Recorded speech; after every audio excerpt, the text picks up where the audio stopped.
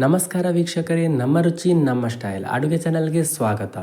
ಇವತ್ತು ನಾನು ನಿಮಗೆ ಜೀರಿಗೆ ಕಷಾಯ ಮಾಡುವ ವಿಧಾನವನ್ನು ತಿಳಿಸಿಕೊಡ್ತೇನೆ. ಇದು ಹೇಗೆ ಮಾಡೋದು ಅಂತ ನೋಡೋಣ ಬನ್ನಿ.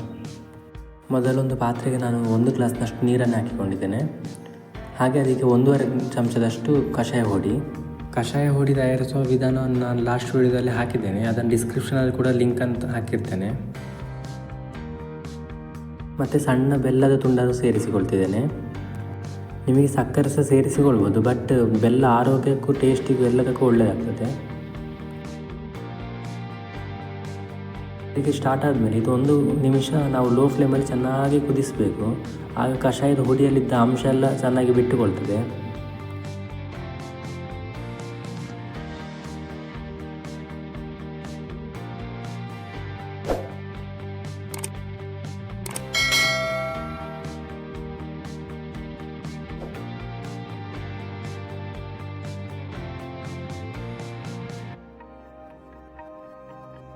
ಇನ್ನು ಇದಕ್ಕೆ 1 ಗ್ಲಾಸ್ನಷ್ಟು ಬಿಸಿ ಹಾಲನ್ನೇ ಸೇರಿಸಿ ಸ್ಟವನ್ನು ಆಫ್ ಮಾಡುವ.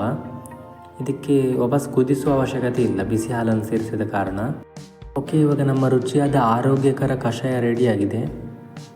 ಈ ವಿಡಿಯೋ ನಿಮಗೆ ಇಷ್ಟ ಆದರೆ ಲೈಕ್ ಮಾಡಿ, ಶೇರ್ ಮಾಡಿ, ಹಾಗೆ ಮರೀದೆ ಸಬ್ಸ್ಕ್ರೈಬ್ ಮಾಡಿ. ನೆಕ್ಸ್ಟ್ ವಿಡಿಯೋದಲ್ಲಿ ಸಿಗ್ತೇನೆ ಫ್ರೆಂಡ್ಸ್. ಬಾಯ್ ಬಾಯ್.